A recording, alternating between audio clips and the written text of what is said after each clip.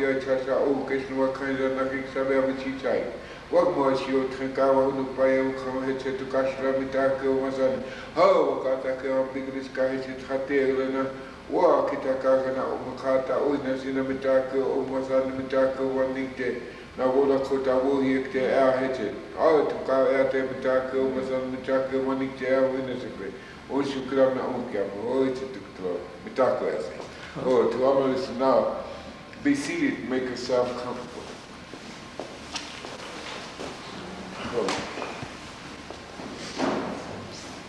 These are pearls on that thing, on that feather.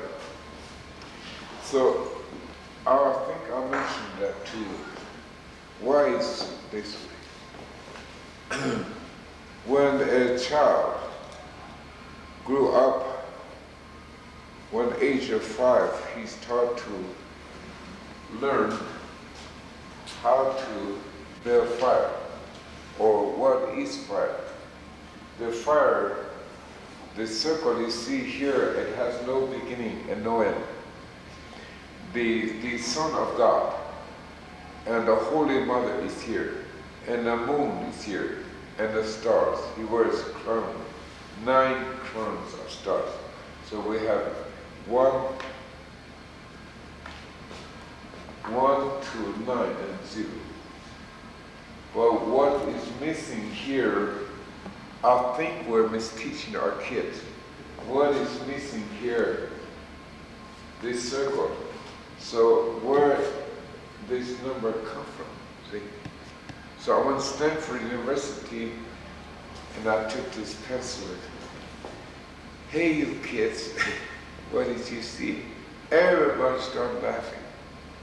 But only one little girl, 14-year-old, she came up from me and she stood fast and she's looking around while everybody is falling over like that.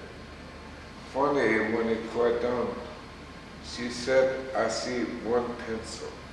Correct. You get straight A. I give you a PhD.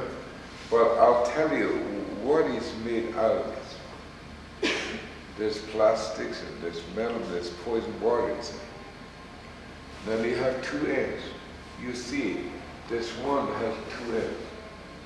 But this one, when you draw a line, it has no end. So, like, we have to go back to Einstein, see? So now we have to go back over here. What Einstein saw was now this mind has no beginning, no end.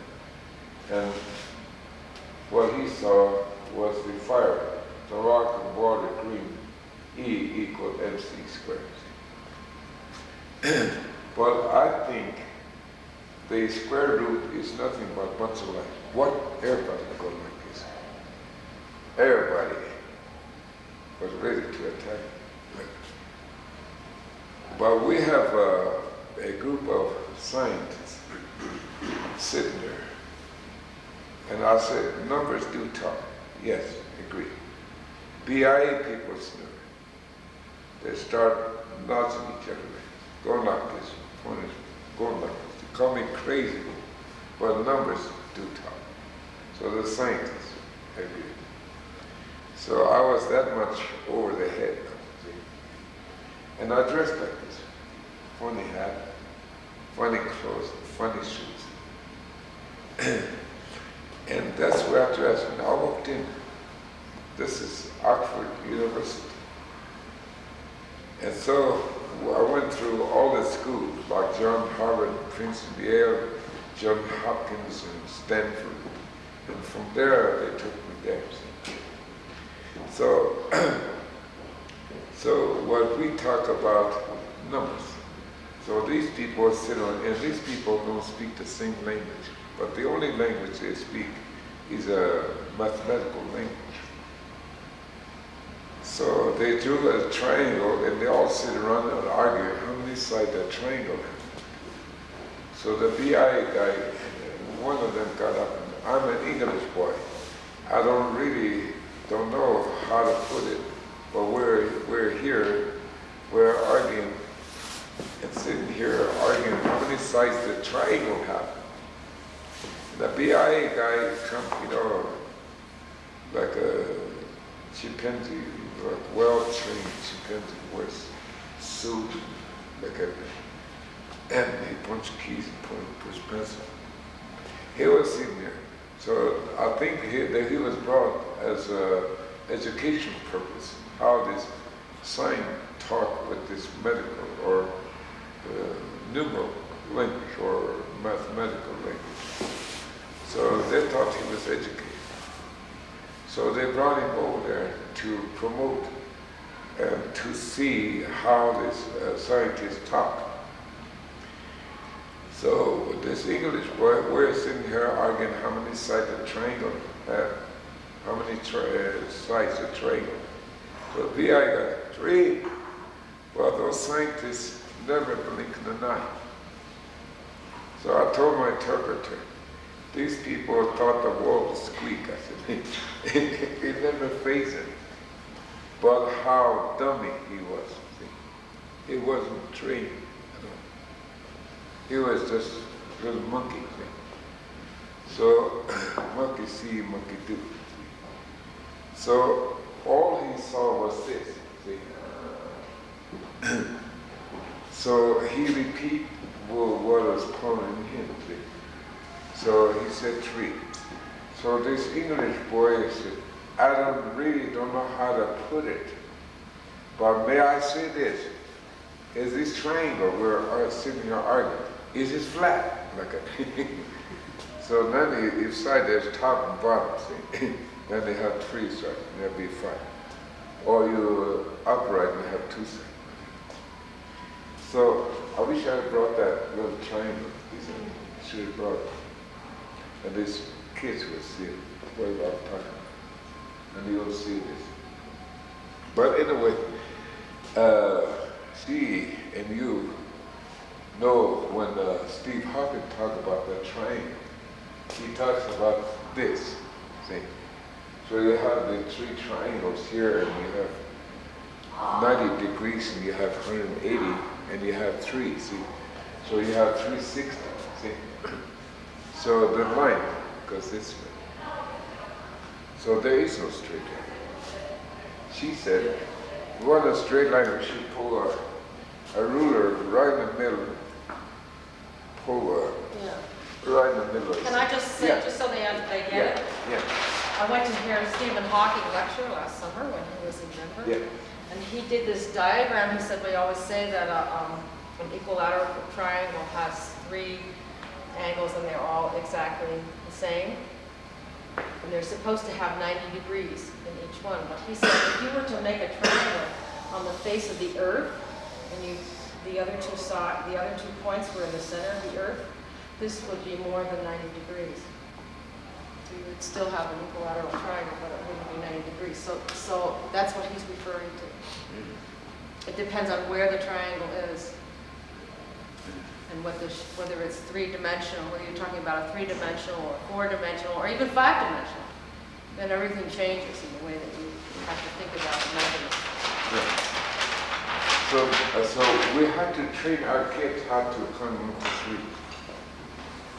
Without this, they'll never get nowhere. Without this. So I think we're misteaching our kids. They start from 1 to 9 and 0 means nothing. See? So they call this circle nothing. When I was in Geneva and UN and World Court, those tycoons coming in, they call this, Christian people call this God created heaven and earth and everything. See? But when the tycoons come in, they call this junk. So we drift backward on RBC here, before Columbus.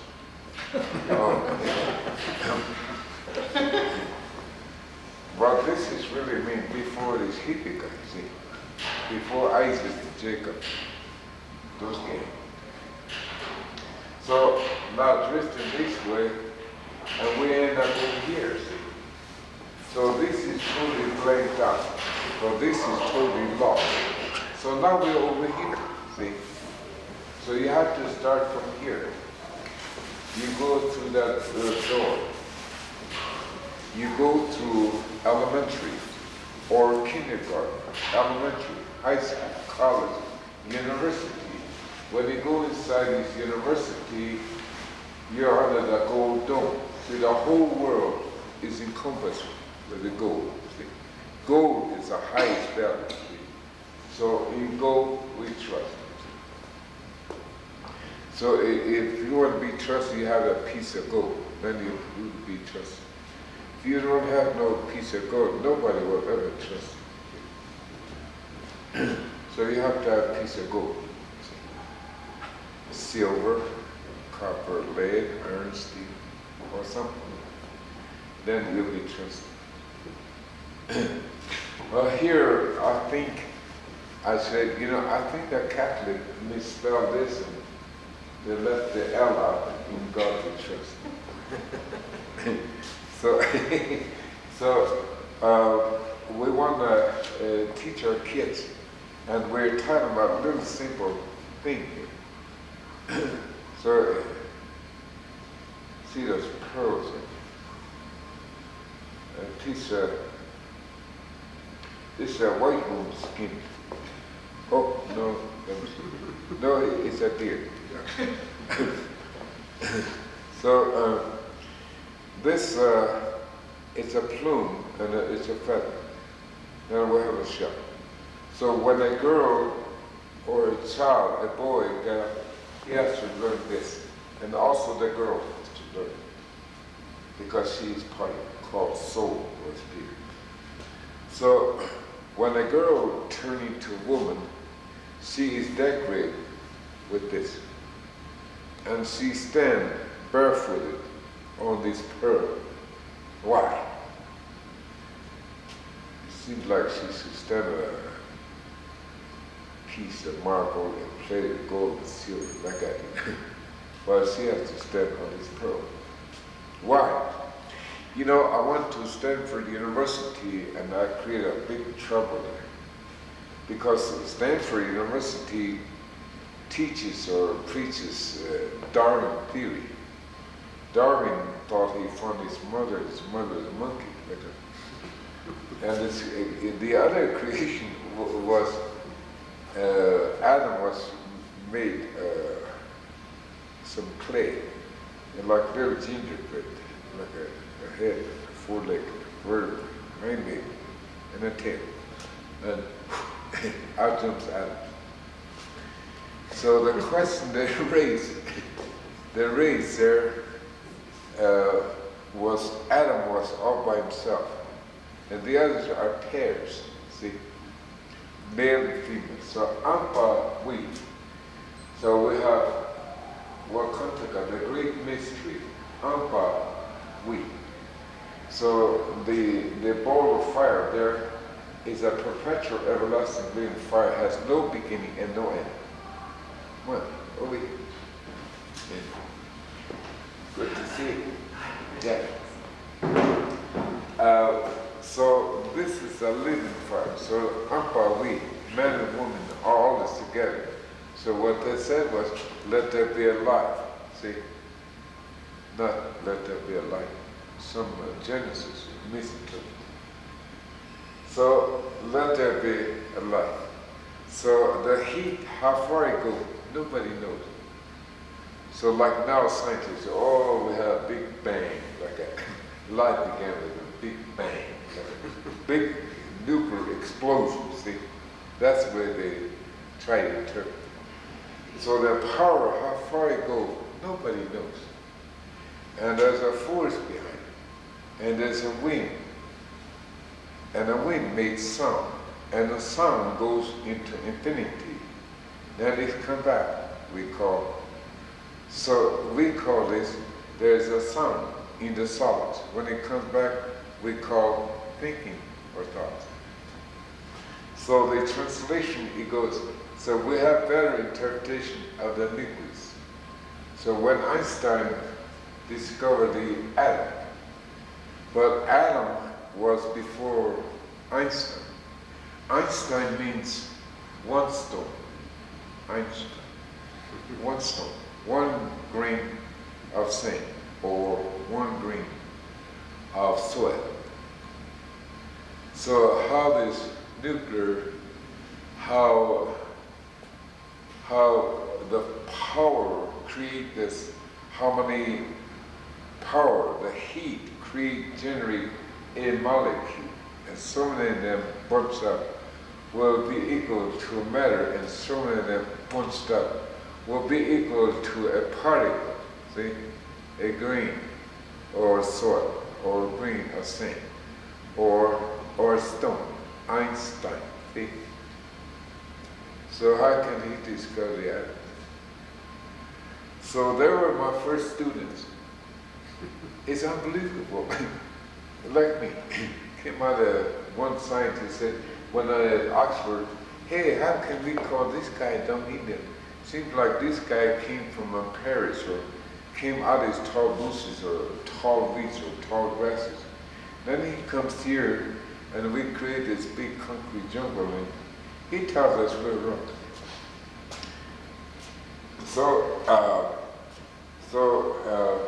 Now the fire, the rock, the water, and grain. So the child has to understand this fire. So the fire, so when a child becomes a woman, she's decorated with this, and she stands on this pearl. Why? Because at Stanford University, the theory of how all the chain reaction, how the life formed a monkey upright, turn walk on 2 legs, and become a man. So if so, how come there's still monkeys out there? A monkey turned into men. Oh, those kind of things. But the creation law. So, we talk about Adam and Eve, Cain, Abel, Seth, Cain killed Abel. So that is Seth, but Cain wandered off into wilderness.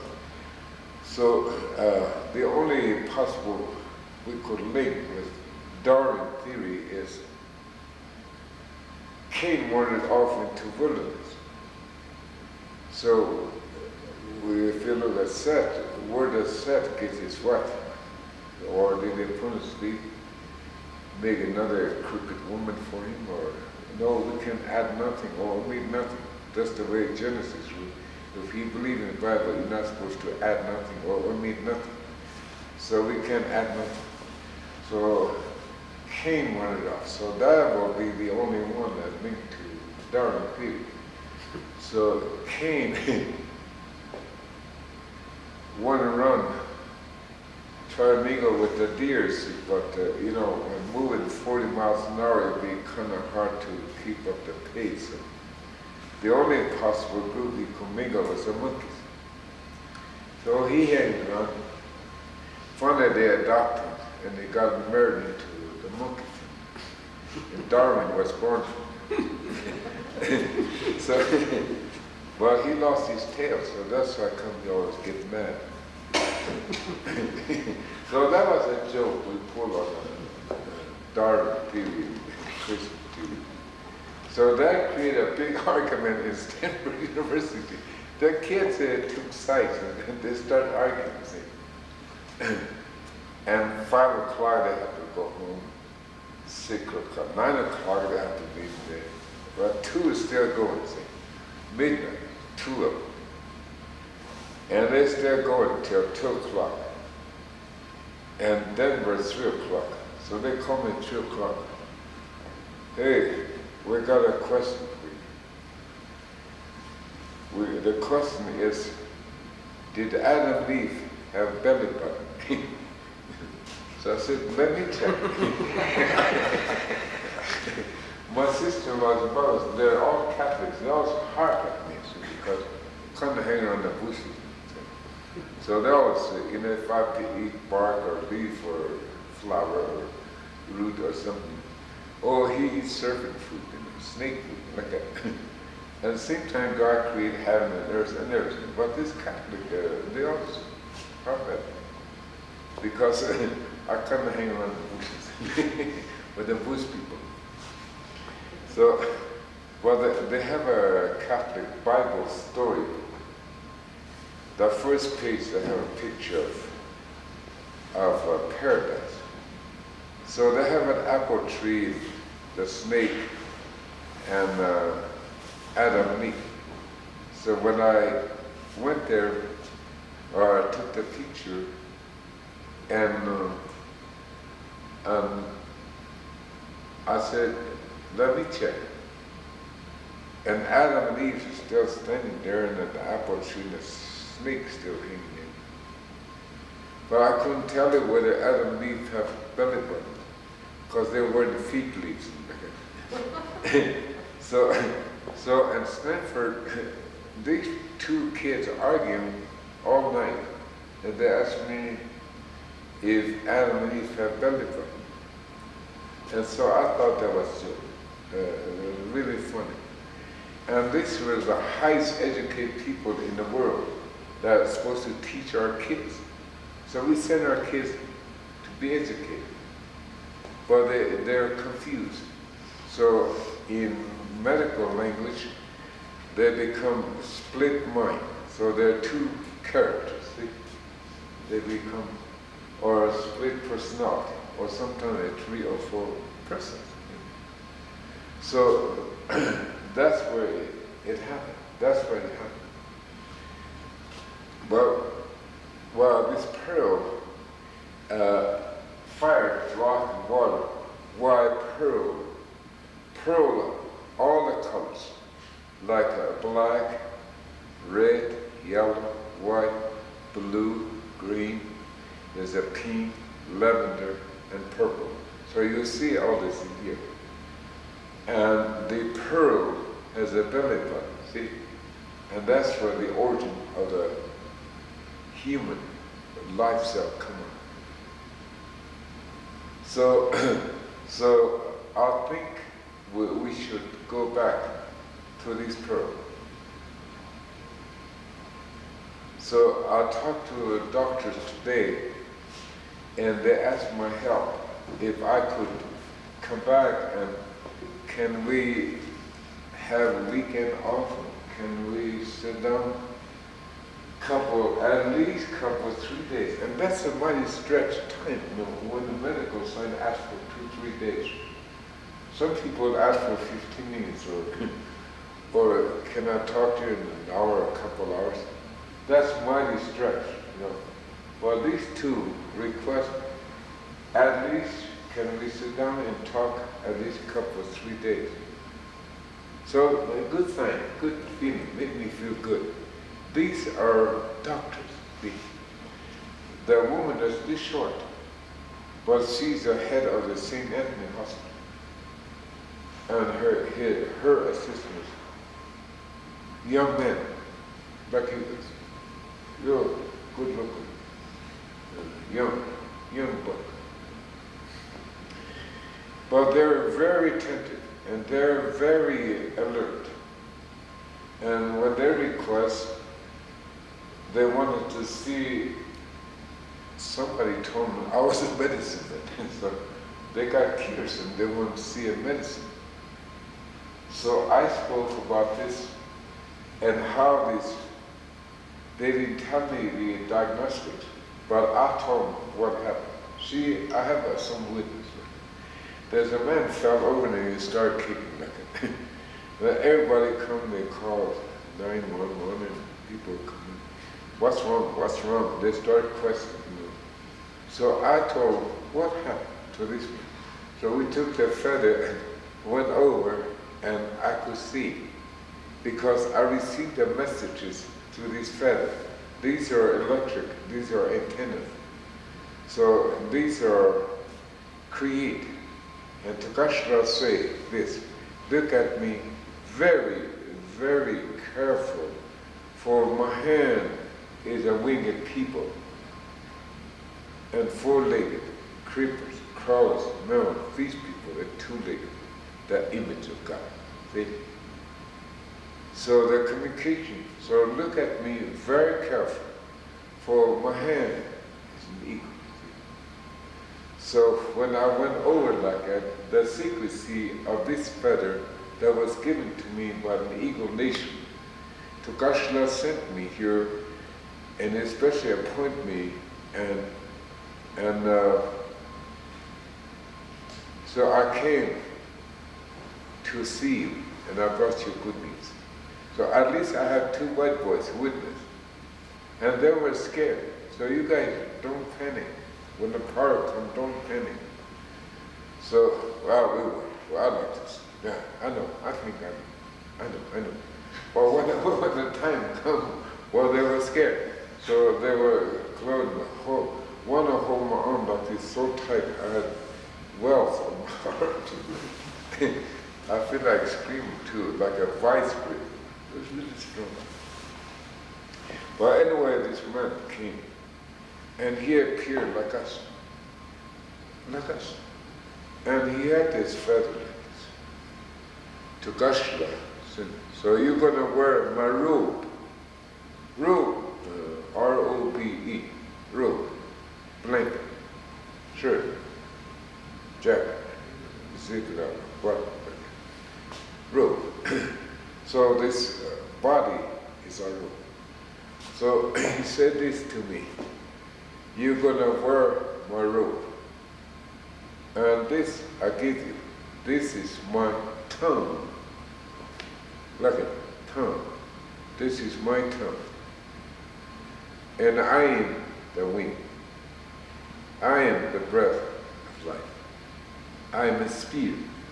So pure you can't see it. So it's here for an example. It's here. But we can't see it. So these two doctors stand here.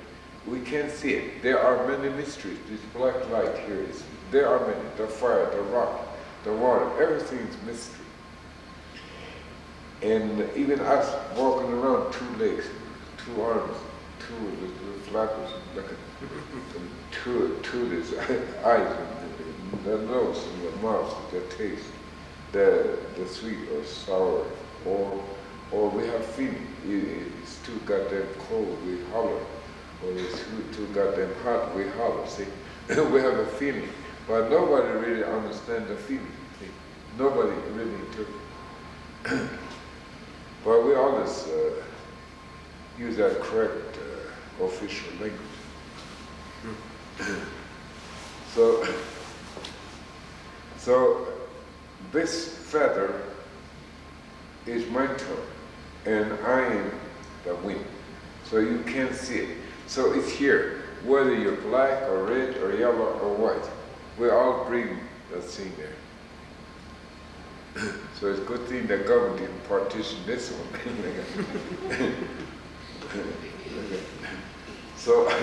So these two doctors, they're really happy. They looked at time and somebody came, you go take care. Tell so-and-so to take care. They had a patient, they have an appointment. They told that nurse, go see that doctor, take care. So they want to spend time with me. They want me to finish what I have to say. So I just want to show you why this is made. We made it this way. So when I went, oh, the breath of life, to Kashla, you're so much, you are the creator. This is your holy hand. You create out of nothing, see? From a fire, and so many power, how many million degree Fahrenheit, to shape or form a molecule, see? So he is a spirit, he's holy hand. So I went like this, and all this little antenna picks up those telepathic wave intelligence, because that victim laying there, there's a little tiny nucleus called soul spirit inside, see? And all these little molecules, how they chain reaction, how they form, how they all interrelate together. And what is in there that made this life miserable or helpless or victimized by influence. See? So pollution begins in the mind. So with this, I pick up the message.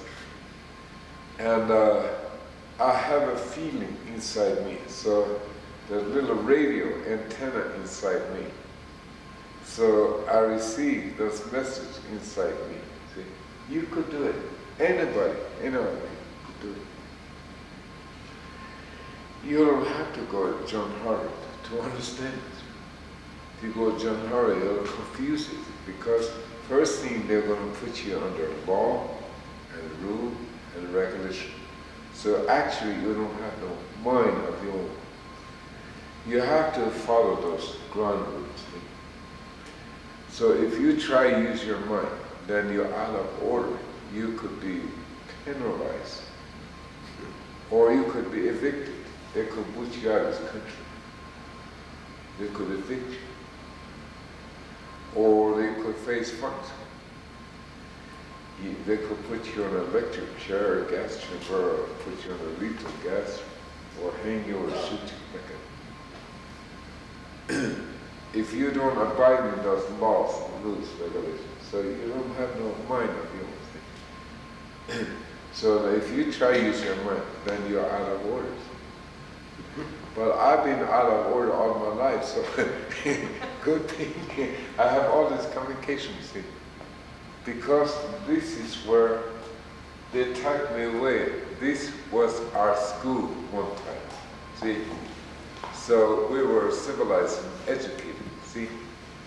So that time there was no pollution, so nobody ever died. Nobody ever grew old. So there was no time there.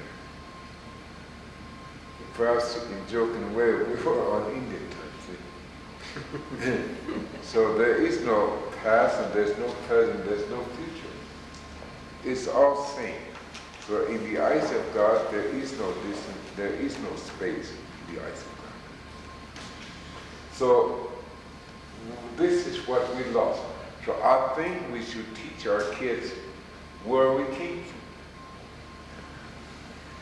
from. And so where this power comes from, we have Tukashla, the great mystery, the spirit. Now, and Maka Uti, the grammar. So the knowledge is a woman, and she is the temple of God, who gave birth and life to all living. So we know who our daddy is, we know who our mummies. See? But this society, they don't know who their papa is or mummy is. All they know was Heavenly Father. But the Spirit came in and said this.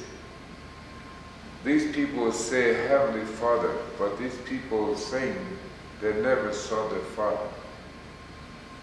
So when I was lecturing at Berlin University, somebody came down the aisle. Hey, you're right.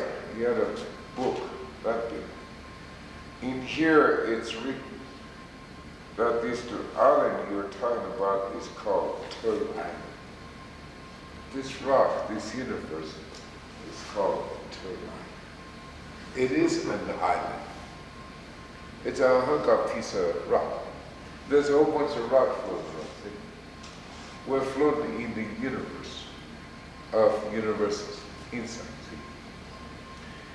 So we were airborne, and we're still floating in the space. They call it space, but we don't have no space. So anyway, this guy came and spoke it. He said, what you say is right, because it's written here that no man has seen the face of God. Oh, Takashla, I am a spirit, I'm sacred. So the image of God.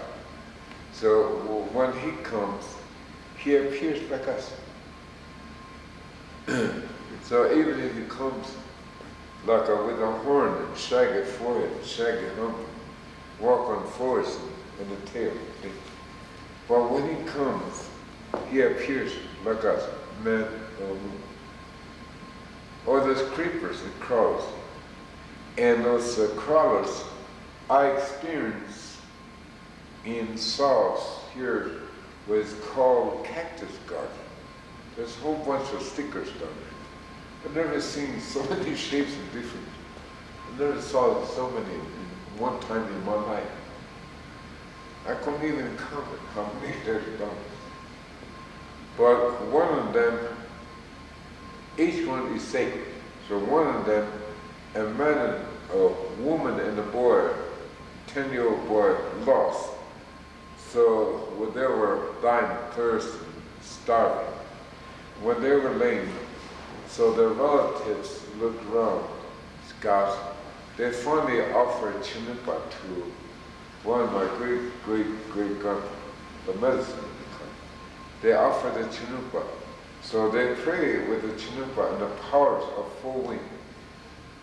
The winged, four-legged creepers and crawlers, the man feeds people in a two-legged spirit, the cardinal points of the universe, they came in and the eyes of God see and know everything. So one the scout came in and told them, we found, we know where they're laying. So they asked the medicine man, go ask the cactus people.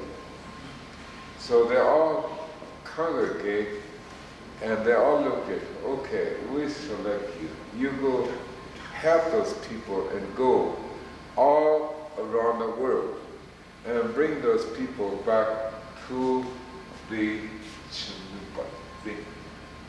Bring it back. So that is way. So go this way. So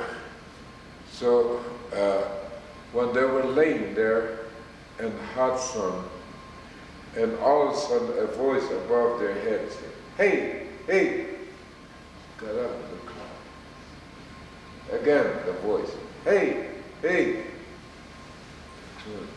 And the voice said, where you're laying, where you're using that plant for pillow, take that and eat.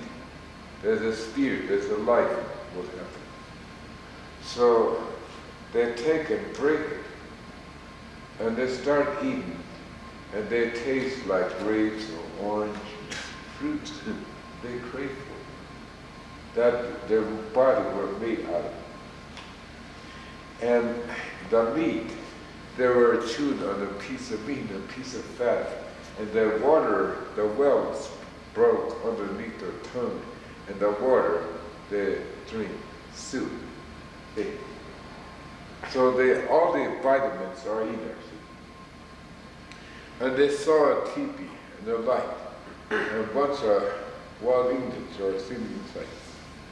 And there's a what's Marlow, boom boom all the time going on inside. See? So they went in, what's going on, boom boom all the time inside. And that boom boom is the heartbeat of the mother and all the animals, the heartbeat. That's what that boom boom was. Now my son, my grandson, they call it boom box. Boom box. So they want to hear this boom box. See? So they went in and there's people there. So there's a man and woman, they came there. She brought in water, the corn. So where's our, she brought in water, she brought in corn, and she brought berries and meat. These are the source of life. Well, that's what she brought. And the man sitting in the back of the fireplace, he said, the sun goes down, these are evening sun. There's a midnight, and there's a break of a dawn. There's a sun and a sunrise, and you close. Then you're going to drink water. You're going to eat corn and berries and meat. Then there's a spiritual food. Your mind and your body and your spirit will eat. See? You go that way, 4 sleep, 4 times, 4 days. You're going to sleep 4 times. You're going to go that way. You're going to stop and sleep 4 times. So you're going to travel 4 days. And the 4th morning, when you sleep, you get on top of a little hill and you're going to sleep. When you get up on this road hill, down below, you're going to see your people. And 2 scouts will come, they'll find you. And one stay with you, and the other will take a message to your family. And your family will come greet you with travels in limousine, see? They're going to bring their Indian limousine, see, the travels. And they're going to applaud. They're going to sing, and tears will come with joy that you're alive. So they're going to take you back. And there, when they take you back to the teepee, you must take this medicine and take it behind the chanupa and tell them what you saw. So that is the way. I'll tell you a little bit about cactus. One of the medicine. So we only know 405 medicine. That's all we know. Beyond, we don't know. No. We don't know what they are. So no one cannot go all over the world to see all the plantations. And you can't see all the animals. No one. But if you go to New York, you can't know who lives 10 doors that way and this way and up on like a. So if you're 10 stories up, you don't know who's 10 stories this way or that way or this way or above it. So it's something like it. But this is just too late. One pile of rocks. Pile of rock people. These people go this way up and down more than they do this way. They travel more this way than they do this way. But these people, they grew up on the concrete, see, and asphalt. So they never touched the earth. And they also wear shoes. So they never touch the earth. So they're so close, yet they're so far away. So they're not really ground. They always get caught in this negative, see? So nothing is ever penetrate their brain. It never comes. So all their business is always deal with drugs and alcohol and robbing and cheating and selling their bodies and look at gambling and look at fools and all. They make a lot of noise. Smoke, drugs, that's it. So it's sad how some of our people are isolated. Like, I think we should teach our kids and hook up to the telephones and radios and television and hook up to Telestar and televise around the world, see? We'll have little monitors like this, and we'll take it to those isolated places, like New York, Washington, D.C., Chicago, L.A., like those isolated places. We should take it there and let our little people see it. The real truth, see? Not this junk, false. So what is here is nothing but negatives here. Because the wisdom and knowledge, you're part of wisdom, you're part of Creator, and you're part of the knowledge. We all came from a woman. And the power of generation, the gift is that talent and love. Some of my people fly in the universe of universes. And there's one flew in a black light we call owl, as a radar eyes. And he also sees death approaching us.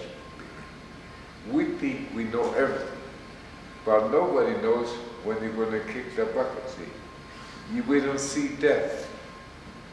And the other day I was telling her, an old man, nobody knows how old he was.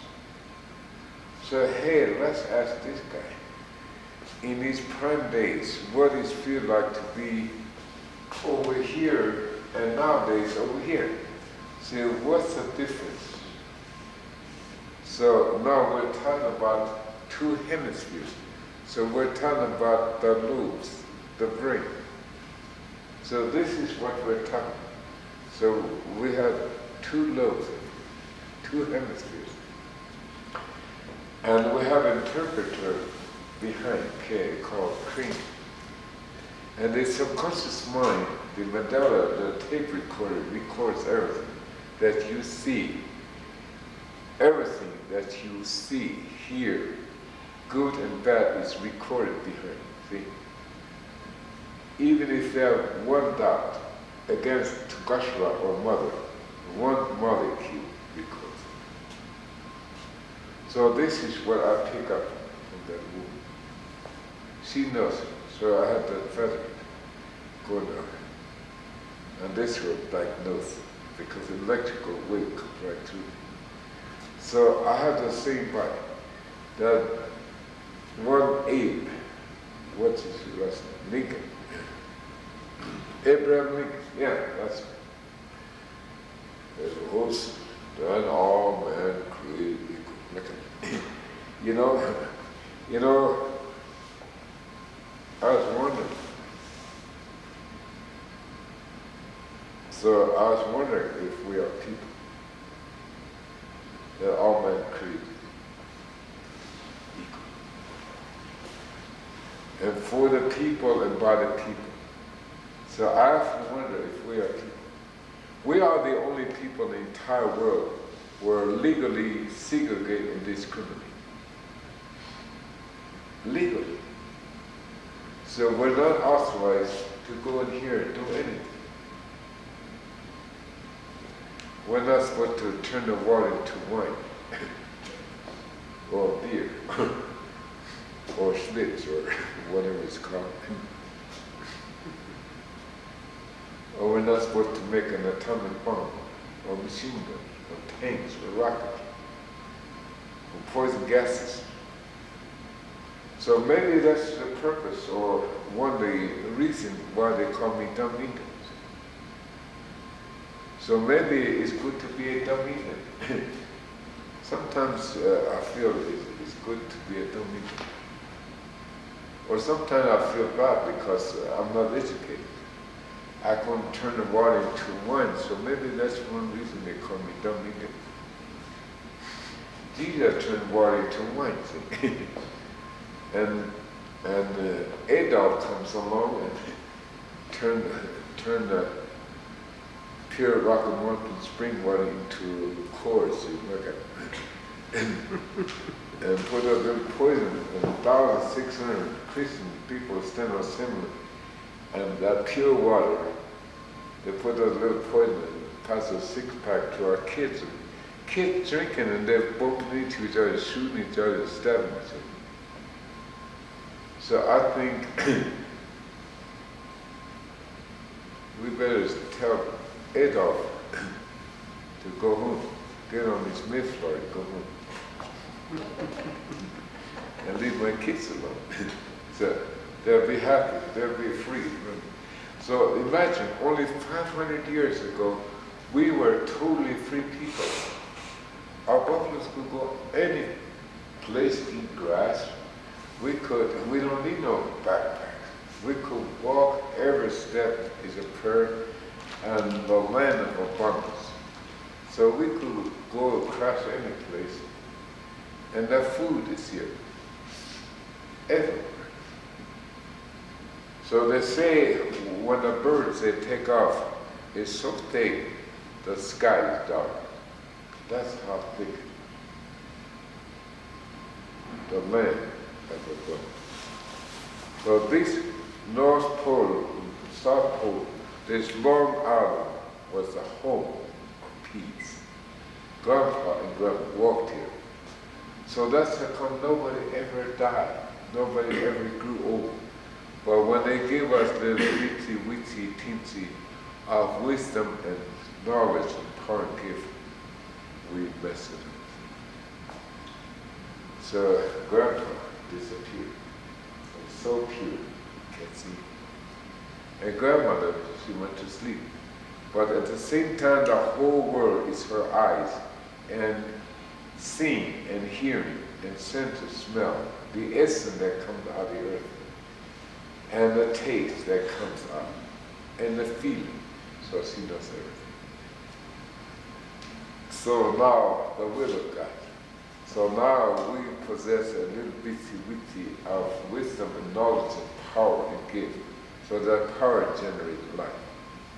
So the Chinampa, the blood that was spilled become petrified in stone. So this earth is a woman. The stone is a woman. And the stem is a man. See? So there's female and male connect, and that little spark goes through, and that life is born. See? So that little tiny spark come into the cell, form a head and a foreleg, the vertebrae, hind leg, and a tail. It took 9 months to be born inside. See? So when the life comes out of the cell, 9 months thereof is your second birthday. Think about it. Not 12 months. After life comes out of the cell, 12 months. But actually, if you count this month, woman carries 13 months. So the cycle of life, circles, we call it circles, but it's really cycles. Every living has cycles of life. So I think we should teach our kids with this. And what they should look like. What we lost here is still here, will be here, and will always be here. So no one is here to destroy this. No. So playing with the fire, man will destroy himself with the fire. It's called nuclear holocaust.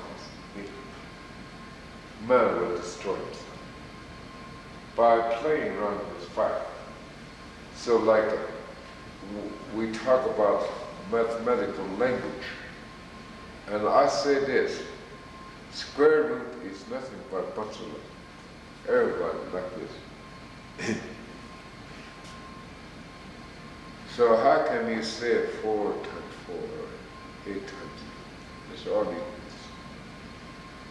So I said, you guys, you tell me, oh, square root, you say 2 negatives equal to a positive. That is not so. So the English boy got up again. And all of a sudden, hey, I don't know how to put it, but may I say this?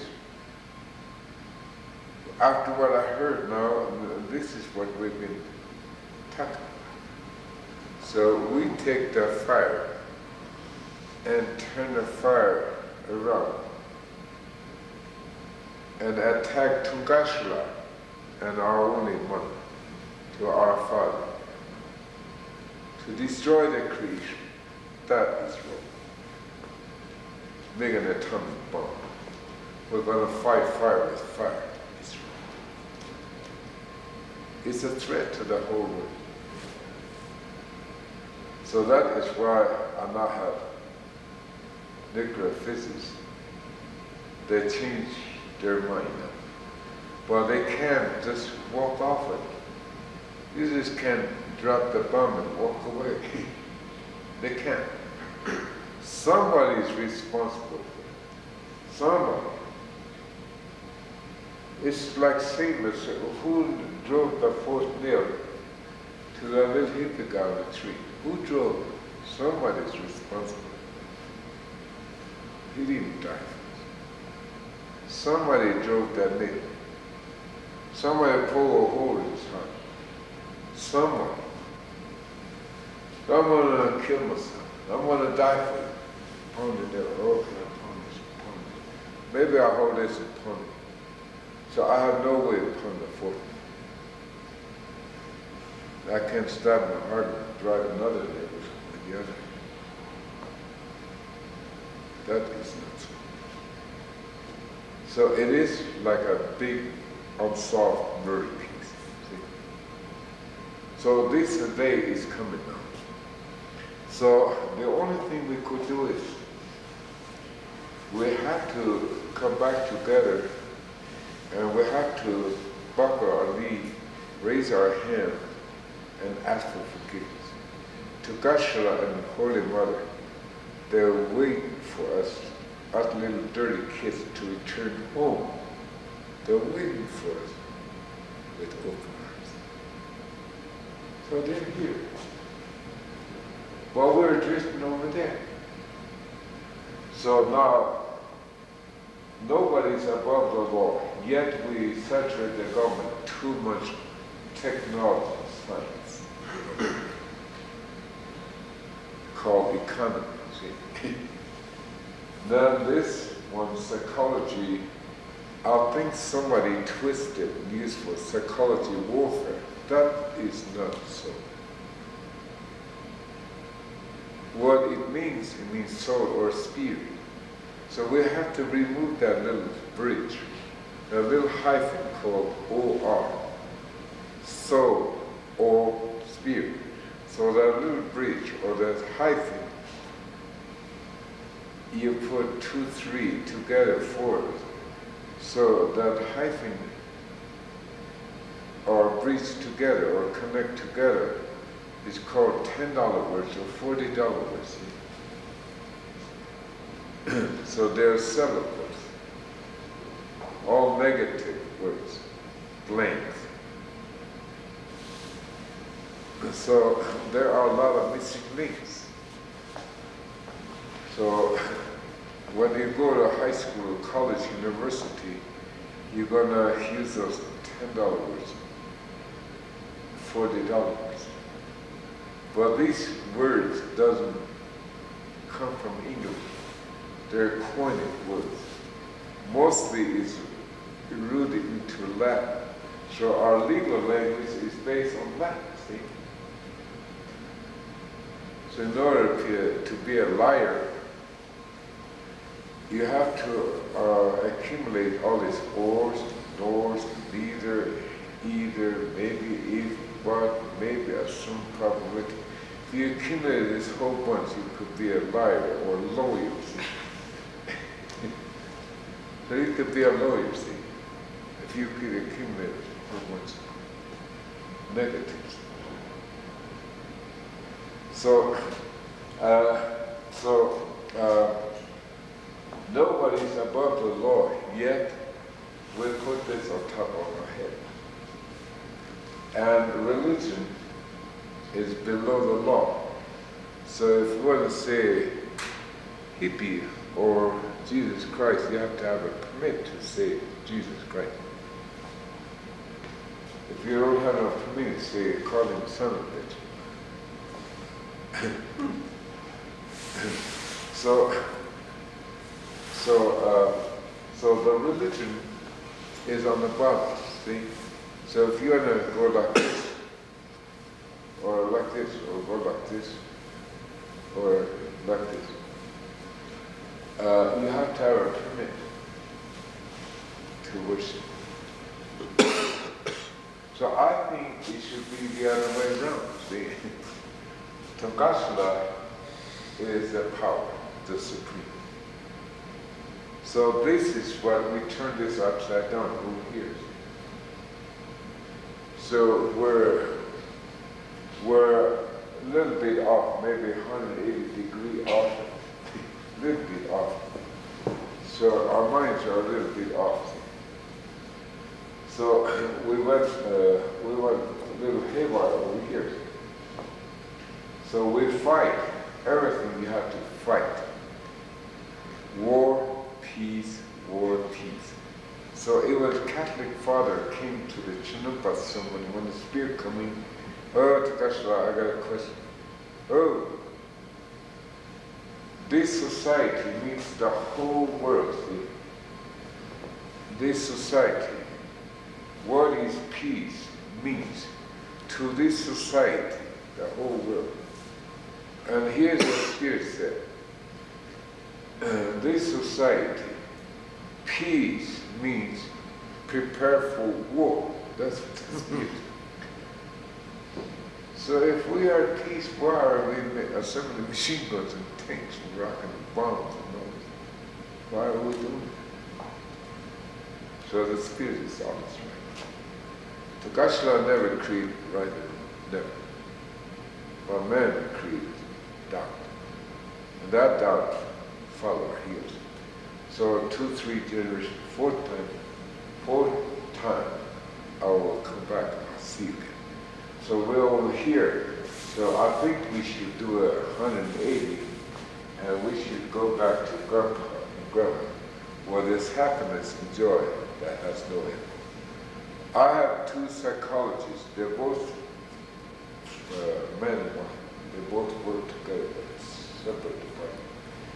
And a woman came in and she said, I believe what you say. 110%. Okay. I agree.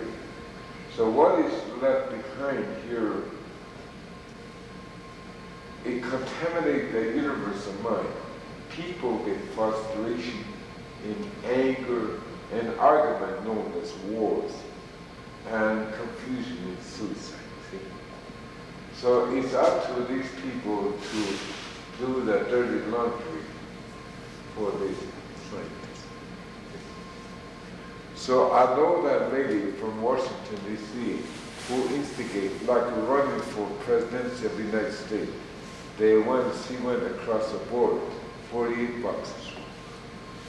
Later he went the other side and tell everybody, thanks for those smoke. So why they attack tobacco? Because Chinumpa, the mother grew a plant and she gave it to us to honor worship to God. So we gave that tobacco to a white man, see? But we kept the root. By planting and sterilizing the soil. And big leaf means big profit, see? So that leaf is now like this hippie. So this, everything has labels, everything, like this. It has labels, symbols, see? So here's a hippie, this is the hippie. Then we put labels all the way around, see? Under the first Constitution of the United States, we have 385 charter churches here under the first Constitution of the United States. But nowhere Indian religion is not recognized. After over 200 years, Indian religious freedom, Federal Law 95, 341 is recognized. Carter endorsed it to law August 11, 78. And I am the instrument of that act. So a little bit, I'm trying to help. Now we have to put a little teasing. So I told my boys, don't use religion and don't use American Indian. But Uncle, that's the only language they know. So we'll just go ahead with it and we'll change it later. So now, Religious Freedom Act was shot from the air by Justice Department 531 of state. So we have to go back and put a little more teeth. So now the attitude is changed. So in Washington, D.C., the national, in the National Lawyers League Incorporated, they come back and they ask me, there will be a place for you, there will be a chair for you, and you're going to be our spiritual consultant. Oh, that's funny. So I'll be well, these people, they call me a spiritual lawyer, but I'm not a lawyer. This guy is this one, see? So we went to Geneva and UN, there was nothing there. World Court, there's nothing there. They don't even know what the law is. What is the definition of the international law? And if there is one, I want to know. And if there is one, I want to know who controls it. So the International Law is Legal Incorporated, they say that's a good question. So what is law? So what is legal? And what is not legal? They end up that way. They don't know what is legal and what is not legal. So they end up that way. So they don't know what law is. Well, I was speaking from the universal power, not law, power. So I want to mention this to you. So I think we should teach our little kids. We should honor them. Honor our little people that way. And they'll do better than what we did. We made a whole bunch of mistakes. None of us is perfect. So we want to improve. We want our kids, we want to raise these kids. We have to tell them the truth. We have to. Now this is all day. If we keep tugging them in there, these kids, they're going to end up blowing their own heads up, see? It's called nuclear holocaust. They're going to play with that fire. What we already done damage. So I have a scientist now come from Canada, from England. I am a mathematician. I am the one that blueprint the computer on the mastermind. So my technician, they assemble, see? Then the production line goes into industrial society, into universities, now into business, Now the kids are playing with this computer. Kids are playing with it. So what all the damage we've done. So we want to invite you to come and how are we going to slow this down? Because what you said, I believe what you said now. Computer is nothing but a dumb piece of machine. It doesn't have no ears, does have no sense, has no ears, and it has no sniff, has no nose, doesn't taste, does not have feeling. So what we put the memories in there reminds back. See? So a lot of times people ask the computer what we should do. So I think we should tell the computer what to do. So I think we should use that in a good way. So this is the real computer, see? So the Chanupa, and this one is the real computer, see? So we prove that this is, so I have some witness. At least I have 2 witnesses. So I have my apprentice, like you are now apprentice here, to understand. So if you don't understand, say it that way. To Gashla, I don't know nothing. Give me power to understand, like a snap a finger to Gashla will bless you for it. So give it to me. You don't have to go to John Harvard to get PhD. When you go and John goes like this and see the whole world in front of him, but he doesn't see what he saw. He doesn't understand. So he comes stuff and think. So when you go to John Harvard, when you come out to the back door, your head will be big as this world. But you won't understand nothing. So like I went to Stanford, and this SRI, Science Research Institute, SRI, 2 of them came to Stone People Lodge. So one of us there, the other was busy. So I go with him. So this happened to be a psychology department. So I go in. I got a question for you kids. When you go inside this university, Stanford University, this is John, Stanford, Harvard, Princeton, Yale, Connie, or John Hopkins. When you go through here, when you go inside, you could be a scientist, you could be a doctor, you could be a lawyer, or you could be a preacher, or you could be 1 or 2 or 3, or you could be all 4. So after you attain the PhD, what do you do with it? So this SRI, they get all the information from there. See, the FBI's and CIA's, they get all the information. But that started crumbling, falling apart.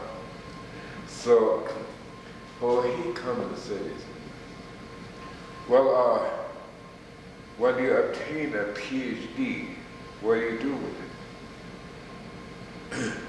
They study one of the right legs of a bumblebee. So what does he know about the left legs, and the flower, and the honey?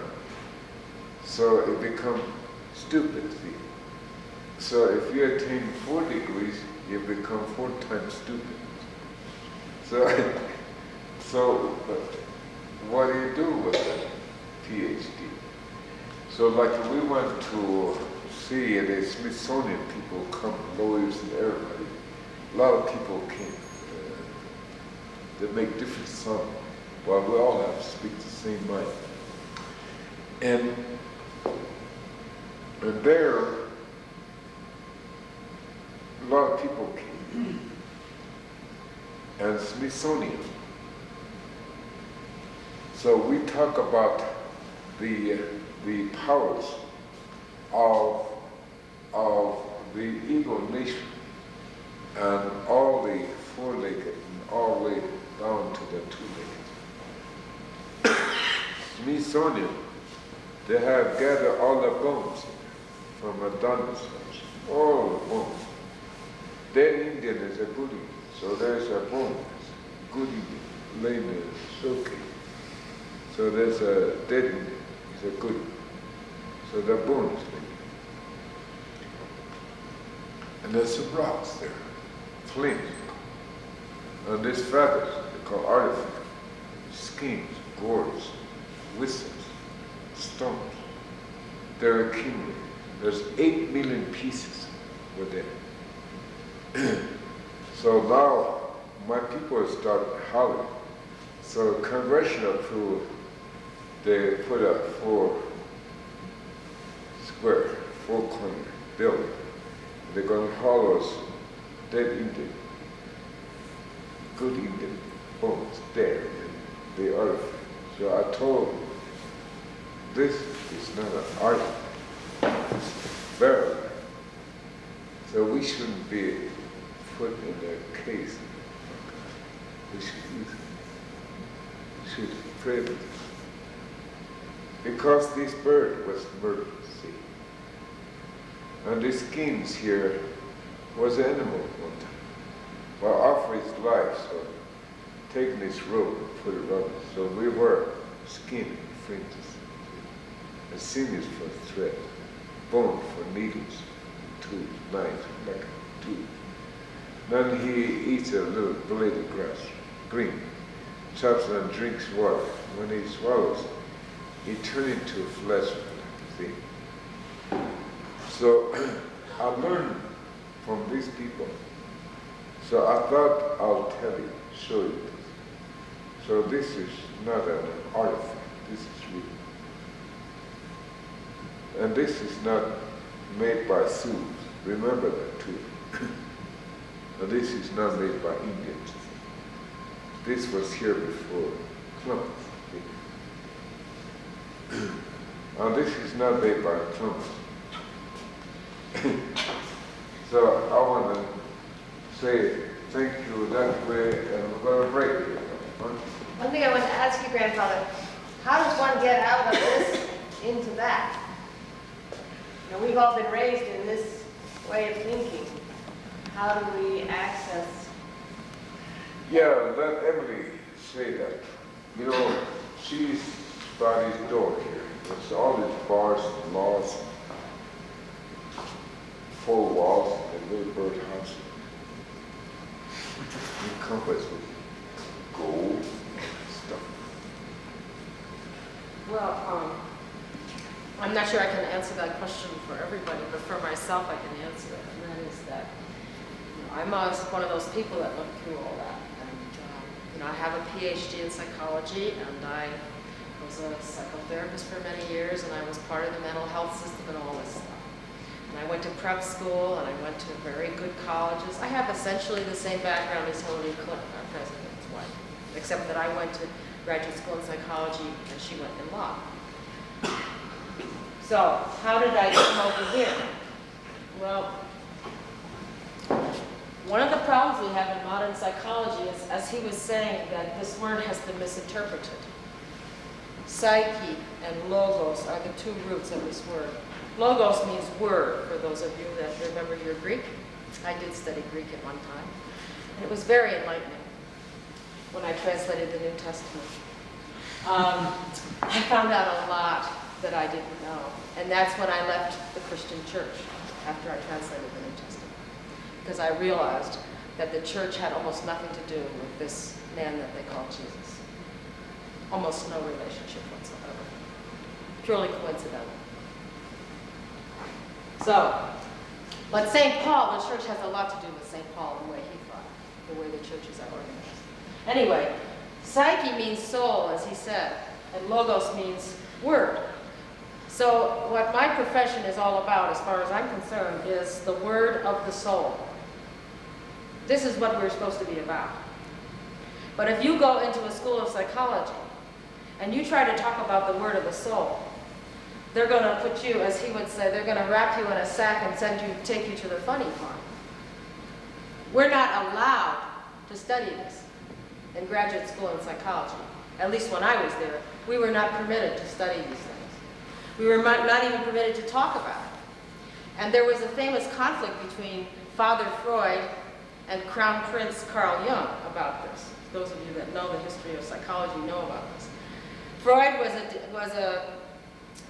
how can I say? He was a born-again atheist and a materialist. And I have a great respect for Father Freud. I'm not putting him down. He had some great insight. But what happened was that Jung insisted on crossing that forbidden border. I'm going to study this land of the forbidden land of the spirit, or as Freud used to refer to it when he would write letters to Jung. How are you coming along with your spook complex? See, he made fun of Jung because he was willing to journey into this forbidden territory. Remember, according to modern science, seeing is believing. If you can't measure it, it doesn't exist. Now the problem is that as we become more sophisticated, our abilities to perceive and measure have been enhanced by all these wonderful gadgets we have, telescopes and everything. So where would we be if the Greeks, who coined the word atom, which means actually, in addition to being very similar to the word Adam, I don't think that's an accident, but the word atom means in Greek, cannot be divided. Cannot be divided. Tom is divide, a not. Cannot divide. So it's something that's indivisible. And the Greeks, most of the great philosophers that started us off on this track, you know, Socrates, for example. People give Socrates the credit for all this, but you know they're wrong. When Socrates was put on trial for contaminating the minds of the young people, yes, that was his crime, contaminating the minds of the young people,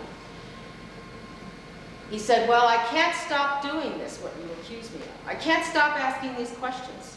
You know why he couldn't stop? You go back and read the Apology. Because my daimon tells me to do it. What is a daimon? It's a spirit. It's a guiding spirit.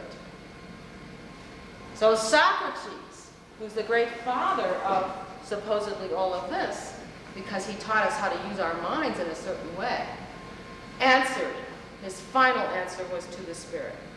And he even said to these people, since you have convicted me of this crime, contaminating the minds of the young people, according to your law, you must execute me. They all felt bad. They didn't want to execute him. Everybody realized that this was crazy. But he insisted.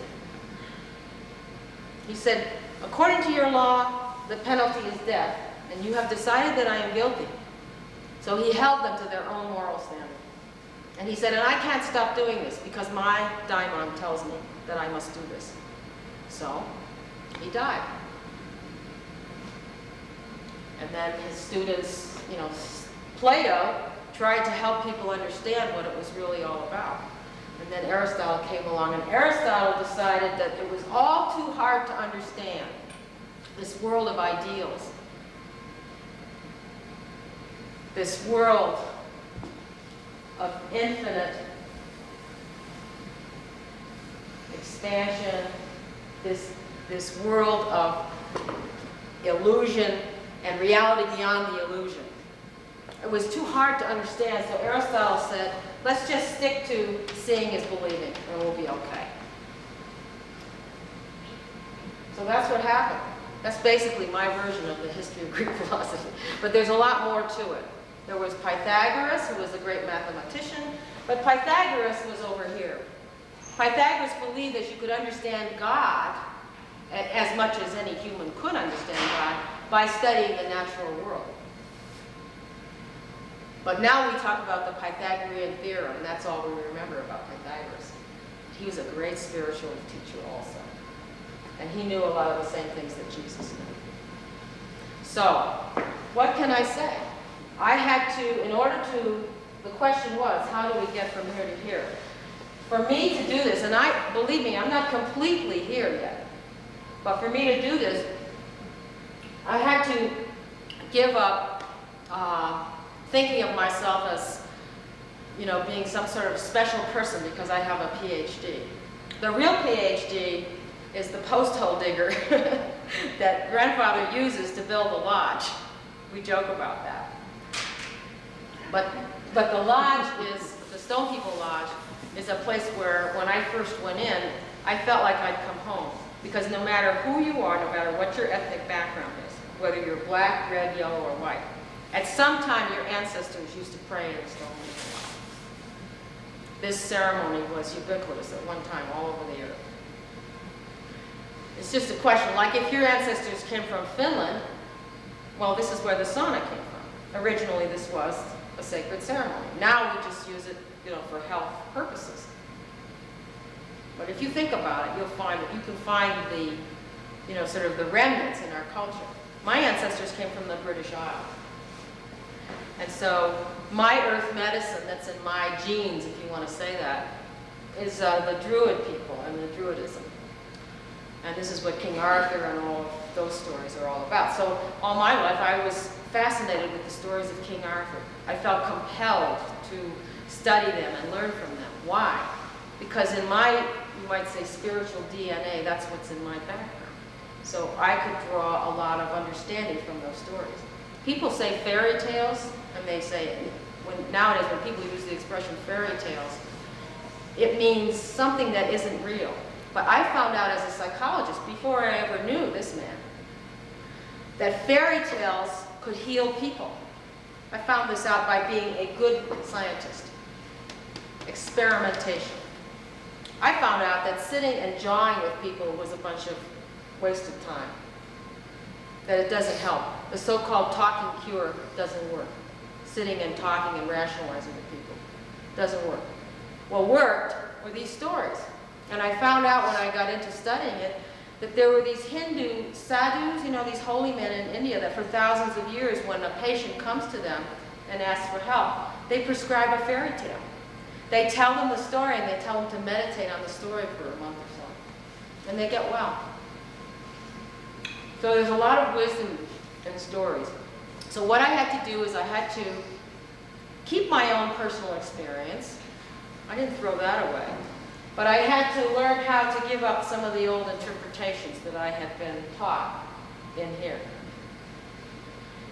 And be what I consider a real scientist. See, I think I'm a real psychologist because I'm studying anything that's relevant to the way what makes us human beings tick. And nothing is forbidden or off limits to me. So I'm free now. And when I think about Dr. King, what he stands for to me is freedom. The freedom of the human mind, the human spirit, the freedom to grow and learn as the Creator intended us to do, and not to have our minds in chains, nor for us to keep others in chains.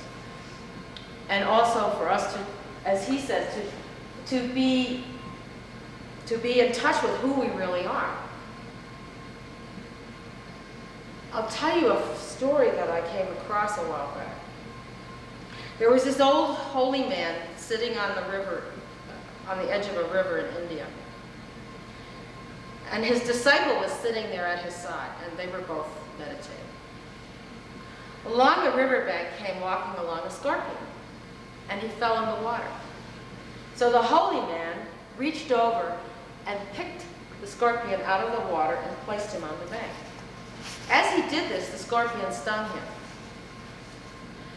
So he went back to his prayers, and a few minutes later, the same thing happened. The scorpion went walking along, he fell into the river again, and the holy man reached over, picked up the scorpion out of the water, placed him back on the bank, and again the scorpion stung him. Now this time the disciple was going, no, what the heck is going on here? So he started to get agitated. The holy man was still perfectly serene. So this happened a third time, and finally the disciple could not hold it back any longer.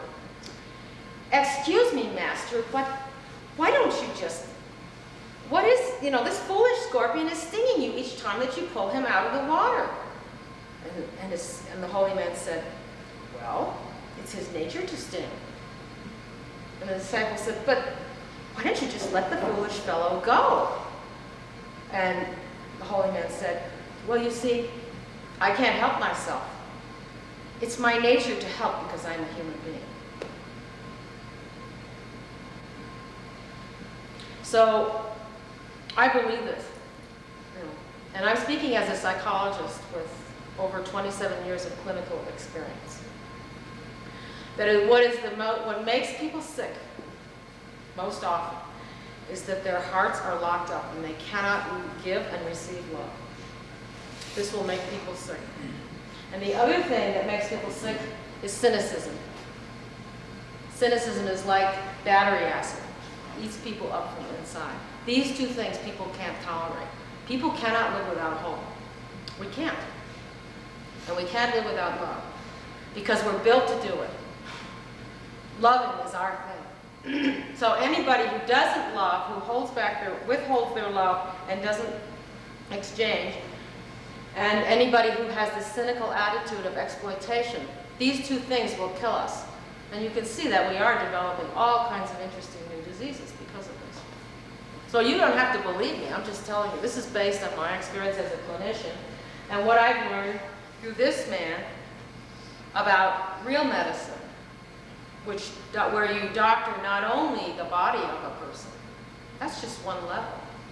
These bodies, this is like he said, the robe that our spirit wears. What do we do about the spirit of that person who's suffering?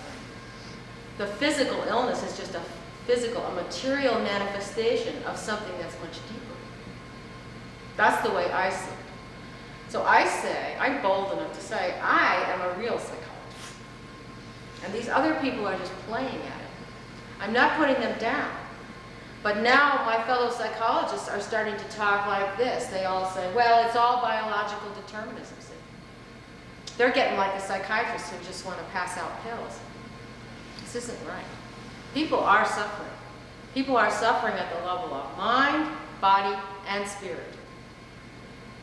And if we are to be real psychologists, we have to look at this. We have to look and accept the understanding that can come from this deep wisdom that is in this tradition. We're all here in America. We're assembled on this turtle island, black, red, yellow, and white. And we're trying to live together. And we're trying to learn what it means to be free. But I'll tell you one thing, we will never understand this until his people are part of the whole, until we're all in it together. As long as the earth people are swept under the rug, kept on reservations, and nobody listens to their wisdom and their understanding, we're not going to get any place. And I'll tell you one more thing, that Dr. King and Wallace smoked the chanupa together at one time. So he knew. You know, this man gave his life so that we could be free from this racism and this hatred.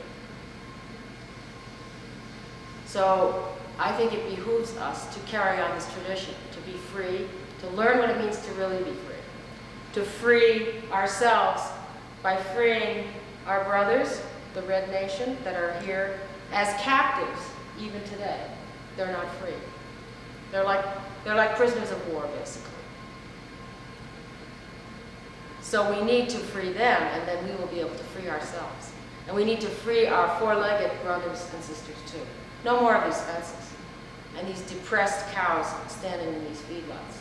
I hate this. I can't stand it. It makes me want, I'm just talking to myself personally. When I see this, when I go by one of those feedlots, I want to throw up. It makes me sick to realize that they're suffering, and then people are eating the suffering. You know, it can't possibly be helpful. But where I live in Cedar Edge, on the other side of the mountains, we have cows that run around all over the top of that Grand Mesa. And these are athletic cows, and they're happy too, and they're intelligent. They're not stupid. So I know that it can be different. And this man knows a lot about how it can be different, because he still remembers. You told me one time, his family used to have 350 head of horses. This was Lakota wealth, you might say, except they're living creatures. He went over to Canada with his grandfather and his dad to trade horses. And he said, when he was telling me this story, he said, of course there were no fences in those days. When he said that little phrase, it just kind of blew my mind, you know. to try to imagine what it was like when there were no fences. This man can remember this, when there were no fences. So we can learn a lot from him, and we can learn a lot about what it means to be truly free. Free to praise God, and not to be afraid that we're going to offend somebody or we're going to be arrested for praying in the wrong place at the wrong time. Free to love one another instead of hating each other and fighting with each other over these little scraps. See, this is scarcity here. There's not enough to go around under this belief system. And you have to compete, and you have to get ahead, get ahead. Don't let anybody cut in front of you on the freeway when you drive in Denver. That's the way it's getting there. Get ahead. Make sure your kids go to the best school. See, that's what my parents did, because they wanted me to get ahead. We're going to have to give that up. Over here, it's cooperation. We take care of each other. It's really a different way of experiencing life. So that's all I can tell you about this, and I invite all of you to come to the lodge that we're going to have tomorrow night. Then you can find out even more about the answer to that question. How do you go from here to here? Oh, thank you very much. And I want to tell you something. I want to ask you something. I want to ask your help. We talk about thank for no smoking. I told these people to hang that thank for no smoking in the water park. Put one inside. And everybody applauded because thanks for no smoking is just a smoke screen cover up the light. But now they're going to attack the Chinoopa. The laws, you people vote, thanks for no smoking in public places. This is public. We smoke here, and we could be charged for violating thanks for no smoking, see? So we're not allowed to be pregnant here. We're not allowed to fill the Chinoopa in a public land. And to really think. So I want to ask your help, because I got lawyers now. Minnesota lawyer, she's going to help us. And the football players with the horns, what do you call it? Vikings. They're going to help us. Football players. So there's the horns, they're going to help us. So they're going to donate all the money, what is necessary to hire lawyers or transportation, food and lodging, whatever these them horn, them athletic people will defend us. So they're going to care both of us. They're going to hire lawyers and public place. And this federal law, if 95 341, if it's federal law, I don't think the state has no jurisdiction over this federal law. So I want to tell you that now, because, you know, it's a threat. Now I have brother called me from Salt Lake, and this is right in the BLM land, and there's an Indian center right in the middle. And they smoke Chinoopa, so the city ordered to come in and they're going to arrest them. For smoking. Can I say? Yeah. I just want to mention that we've just visited with Wallace's, one of his sons, Wesley, who lives in Minnesota, and Wesley is working for the prison system. And for the first time, he is going to have, it's just been approved that he's going to have a training program for all the officers in the prisons about the lodge. Because you see, they're required to provide a lodge now in the prison complexes for Native American prisoners. And there are 287 Native American prisoners in the Minnesota system. So Wesley is now going to be teaching, and Wesley learned from him. So they're going to be getting, you know, the real stuff. And Wesley will be training the officers so that they will understand, because they always search the prisoners before they go in the lodge and all this. And he's trying to help them understand why they shouldn't For example, they shouldn't mistreat the eagle feathers or any of the ceremonial Grass, items. cedar, He's going to help them understand what the purpose of this. So this is wonderful, I think. Chinapa. It's going to open up these officers' minds. Maybe some of them will even go in the law. So that lawyer came, so we got little recordings. So they're going to furnish the documents here. So it's happening here in state of Colorado. So I think January 17, I think the Rangers, they have a lodge, more people. And the Rangers came over and they hosed it down, they took the feathers from the altar. So they filed a lawsuit. So now these Rangers came around and they want to settle out of court settlement. They want to get some money and put some stuff in the market, keep the market shut. But these people say, no, this is national. If we're stuffed every state, they could stuff people's mouth. So it has to be a national, because this Religious Freedom Act is a national. So we have to have protect across the board. See? So I want to ask you to help me. You are educated, so I think somehow the ordinances, legislators have to understand, like my son is trying to help his federal agents to understand what Religious Freedom Act is all about. So you have to train the officers to handle the prisoners, so there will be no repeats again, see? So those going to lodge, no return. So eventually, on this federal land, the United States government, we don't need no prisoners. We don't need no jails. We don't need no city, county, state, federal penitentiary. Eventually, we won't need no guns. So it leads to a deep.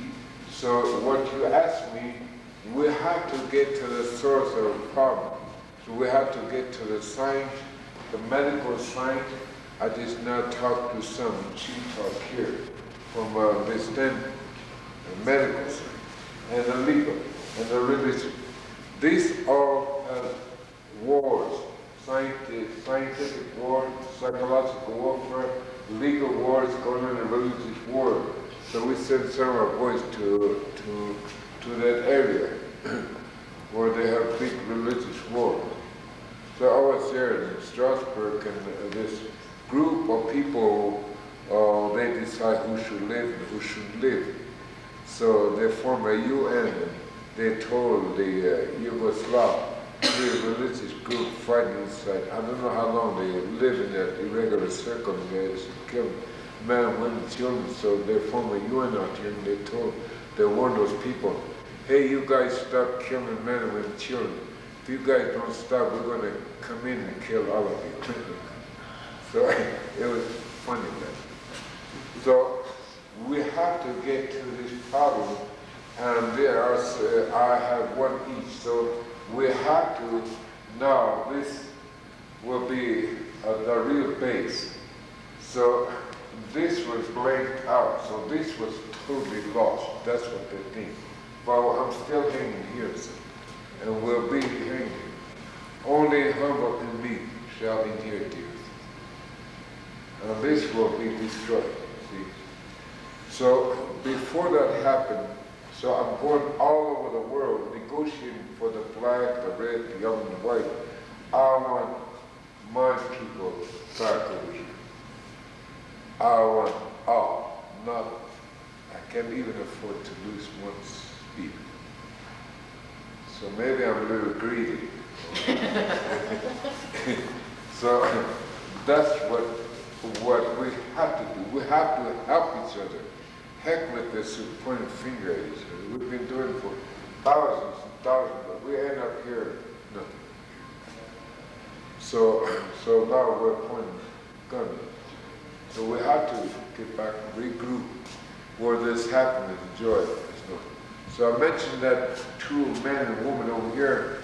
I believe this 100%, but if we come back over here, there's no money over here. She started crying.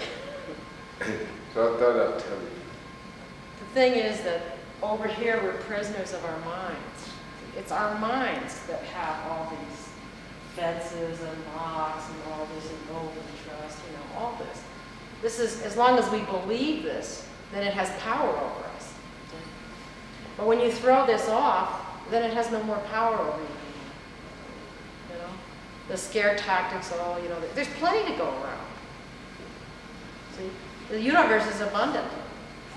But as long as we believe the scare tactics, you know, oh, there's not enough, we have to, you know, we're all going to starve if we're not careful. See, that's a bunch of baloney, but as long as we believe it, it controls us. So we have to free our minds. So Stanford University, when I went, this happened to be a psychology department.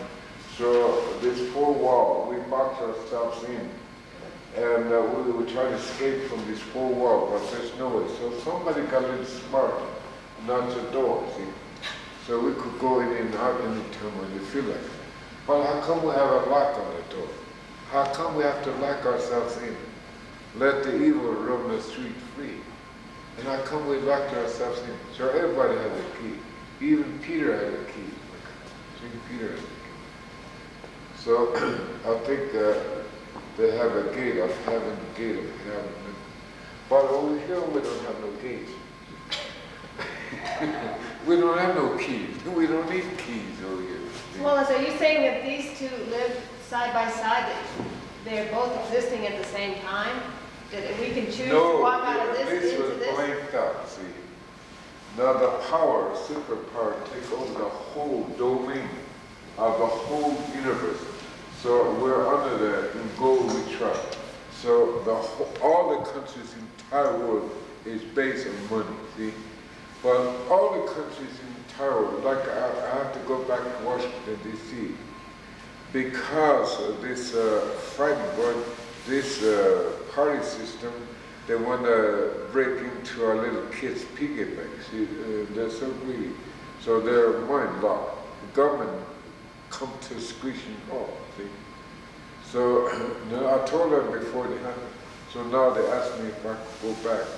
But none of these people ever talk about the gold market. So it's you people, you have to talk about the gold market. Those big dinosaur outfits, like sliding scale. They could slide anytime when they feel like it. But you people, you have no power to shift the gold market up and down. You have no power. So I think it's about time you guys put your brakes on and control and set your own values, and everything will be easy.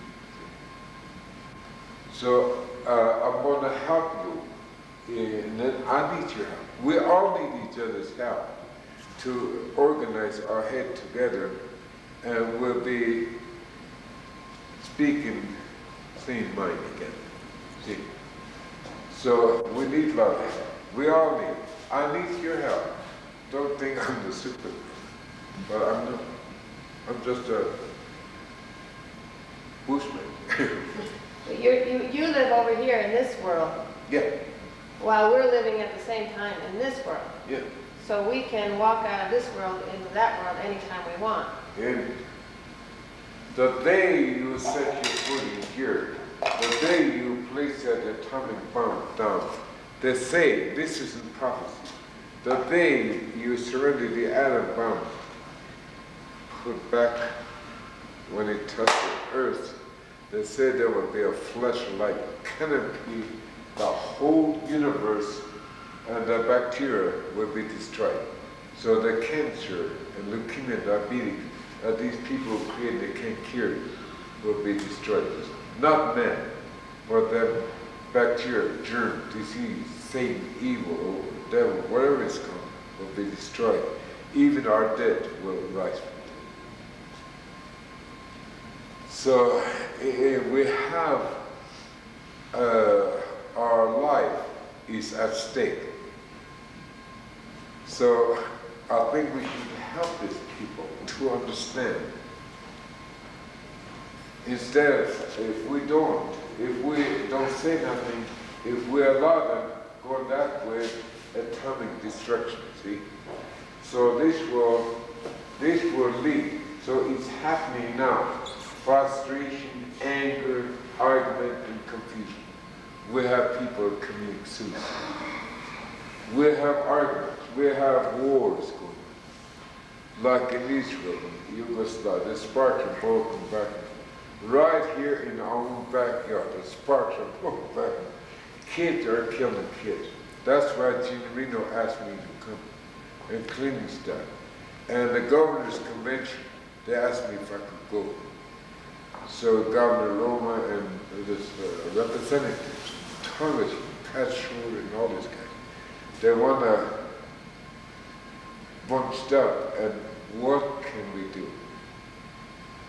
So they asked if I could go in and sit as a spiritual advisor, see, and talk to our kids, see. How are we going to communicate with our kids? It is through here, because we end up this way. So we have to fit everything in here. Science is this, the nucleus, and psychology is a spirit. So everything related, laws, the understanding, respect is here. And religion is a way of life. So all that has to be translated back here, see? So I'll need your help. That's why we need to interpret. So this is becoming a masterpiece now. And Spirit told me this. So now I could hear it talk, so that's why I brought it. Before that, everything was natural. So this was our school. And that way, I'm not educated, naturally. I don't even know how to push pencil.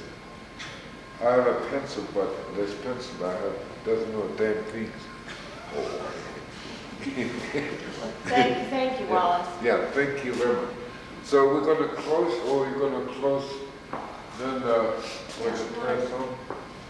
Should we sing a Are you song or going do you want to do Sure, let's sing a song. So Wallace Black Elk, thank you so much. I never did introduce you, and Dr. Emily Bornstein, thank you so much. And we'll close now with a prayer, a song. Yeah, prayer song. Close. Then we'll get some shut-eye. Yeah. The animals all assemble. Coyote, puppies, way at the end. The last resource. He'll help you. He's an escape artist. He'll help us to escape from this destruction.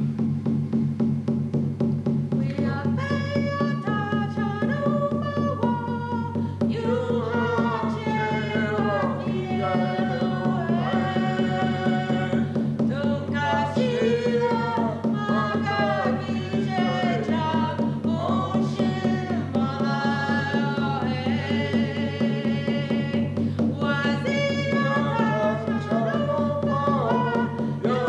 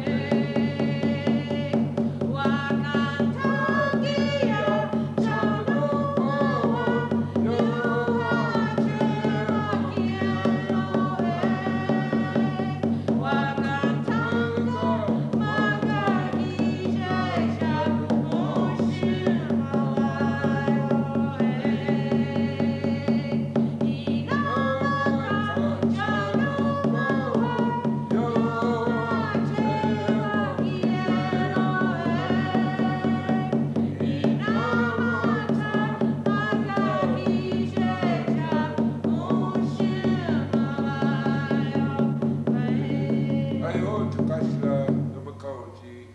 I want to thank you, Grandpa and Grandma, for this beautiful day.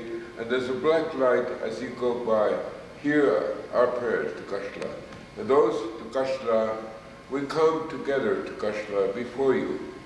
Tukashla, those who are unfortunate, that are victims of incurable sickness. Some are lying in the hospital at this time, Tukashla. They may not get to see the break of the dawn. Tukashla, be there, ease their pain, raise them, make them stand, make them walk to their loved one in good health and good spirit, Tukashla. And those who are fortunate, bad thoughts and words come to them. Now they incarcerate behind the prison doors. Tukashla, give them good thoughts and good feelings so they may reunite with their families in good health and good spirit. And each and every one of us stand before you. Tukashla, we have relatives and friends who untimely meet their death, Tukashla. Some died in car wrecks, some commit suicide. We honor those people, Tukashla. Forgive them, wipe their tears, clear them in your arms. And those relatives who still mourn, feel sad or emptiness or loneliness feeling, Tukashla. Touch their heart, Tukashla, and wipe their tears. And place a kindness in their heart so they'll be able to lift their face and look up to you and keep you honored, keep you sacred, keep you holy. Tukashla, we ask you this, Tukashla. Bless my people, and especially those little people, Tukashla. And the north, the white eagle come. You fan this altar, and you lay this water and this white blanket, Tukashla. Those people over east, Tukashla, they receive heavy blankets now, they're suffering, Tukashla. Oh, Tukashla, we thank you ever so much for going easy on us in this area, Tukashla. Oh, Tukashla, bless my people. There will be more coming, Tukashla. Oh, there's too much water over here, and not enough water over there, and too much snow over there, too much cold over there, Tukashla. The jet streams whipping back and forth, Tukashla. And the earthquakes, volcanoes, and the tidal waves, and tornadoes will come. These are all created by us, from us people, Tukashla. Forgive us, help us to understand. So we all live in peace. Tukashla, bless my little people, Tukashla. I love them, Tukashla. Oh, Tukashla, those women carry new generation be with them, so those little people who come to a place they could call a happy home, Tukashla. Help us that. We're losing courage, patience, and endurance, alertness, Tukashla. Help us. We ask, you're the superpower. You're the only creator. You know everything. You create everything. Our Holy Mother, Tukashla. Oiche Mukamachi, have mercy. We love you. Oiche Mataka Umathana Mataka Mataka. This has been brought by Friends of Earth People, which is a foundation that has the mission and vision of it is the native peoples of the world have been holding information for all of humankind for thousands of years that we haven't allowed in our belief systems. And that when we bring into our belief systems this knowledge that grandfather's carrying about the true nature of the universe, that we're going to create a whole new way of walking on Earth that's never been experienced on Earth since the beginning. And that's in harmony with the universal laws and with all of creation. So we thank Grandfather very much for coming to share this. And this has also been done in honor of Dr. Martin Luther King Jr.'s vision of unity and freedom. He had a sense of this grander picture, and we wanted to honor that on this weekend prior to his birthday. Yeah. So we really appreciate Grandfather and Emily coming and sharing ways that perhaps we can choose to become truly free and truly unified as one family on planet Earth. So we have people coming all over. The black, the red, the yellow, and the white, we're all bunched up here. I don't know how we all got lost and we all ended up over here. All our tribes bunched up over here. Well, that's a joke too. But anyway, I helped the first white boy I contacted was J.F. Kennedy and Robert course, they were all killed because they were taken up for me. And Martin Luther King, Dr. Martin Luther King came. So we smoked a chanupa. And after he was killed, Abernathy, as his assistant, came and wanted me, so we smoked a chanupa. So all these little things happen. I don't know why I got implicated. Yeah, I want to close with Dr. King's his "I Have a Dream" speech. He said, "Let freedom ring from the snow-capped Rockies of Colorado." So we're doing it here. Let freedom ring from the curvaceous peaks of California. But not only that, let freedom ring from Stone Mountain of Georgia. Let freedom ring from Lookout Mountain of Tennessee. Let freedom ring from every hill and molehill of Mississippi, from every mountainside. Let freedom ring. When we let freedom ring, when we let it ring from every village and every hamlet, from every state and every city, we will be able to speed up that day when all of God's children, black men and white men, Jews and Gentiles, Protestants and Catholics, will be able to join hands and sing in the words of the old Negro spiritual, "Free at last, free at last. Thank God Almighty, we are free at last." So that's the dream we'll close with tonight. We hope that we can all walk from this reality into this reality.